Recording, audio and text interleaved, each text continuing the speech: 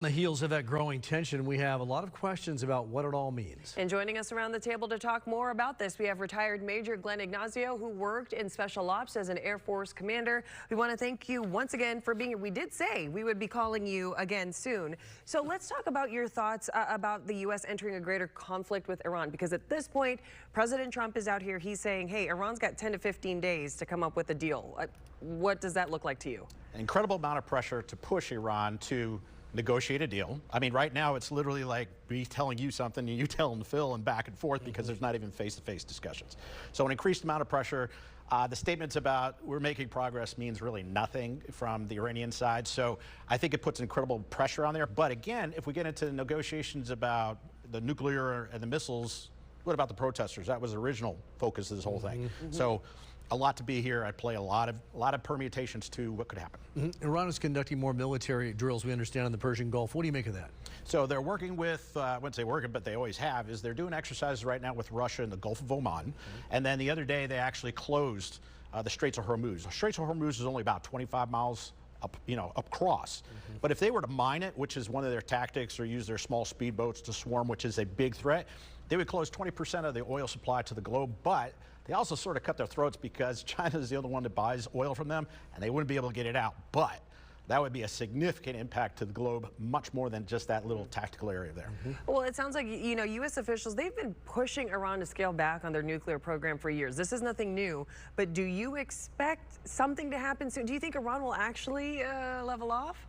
Negotiation-wise, I don't trust it. I don't think that there's going to be anything significant, or if there is something significant, it's going to be verbally, because again, as we saw in the past, there was something that was agreed, and then they ripped out the cameras, they ripped out and threw out the UN inspector. So, as we mentioned, if there's a sort of, I hate to say it, weaker administration that comes in, Iran's going to go back to where they were. So they are a problem, if not now, again, sustained, they will be in the future.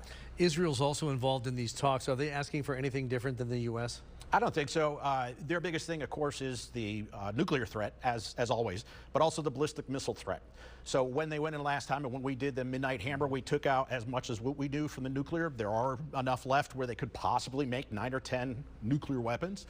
So, of course, Israel is focused on that. So are we. The ballistic missile systems could reach out to any of our forces as well as Israel. So those are our focus as well. And again, the regime change, utopia be perfect, but how do you get there is the challenge. Right, and you did bring up some good points even last time. You're saying, listen, if the U.S. comes in and takes out the regime, it sounds like, yes, a utopian idea, but there are so many other problems that could arise from that. Yes, absolutely. So say Khomeini is taken out. You could have a military coup. IRGC takes over and you have a militant approach that they don't need the supreme leader's approach anymore. Terrorism probably continues to grow. Or if you have the worst, which is sectarian violence, if there is no person focused to take over at that point or organized in such a way with the protesters or somebody getting in there, then we have all the sectarian violence. And what do? You have a bid for power, you have chaos, throws the entire Middle East, Saudi, UAE in absolute mayhem. And what do? Similar to what happened in Iraq and many other places in the world, not just from us, but from many other countries too.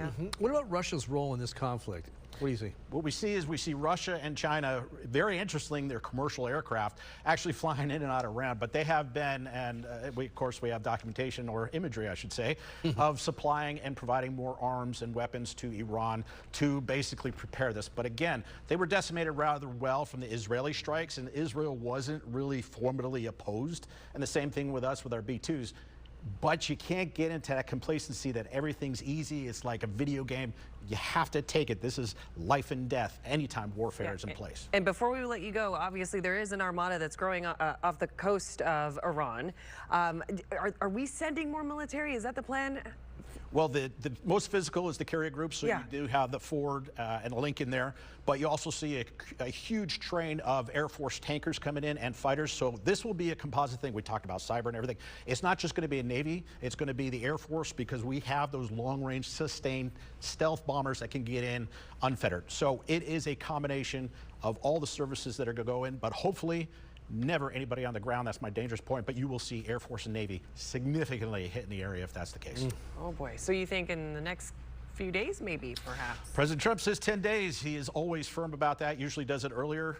We will see what the Iranians say, but in all honesty, yeah, keep your attention on this in the near and coming days. Okay. All right. Retired Major Glenn Ignacio, thank you so much. We'll probably again see you in a couple days. You bet. All righty.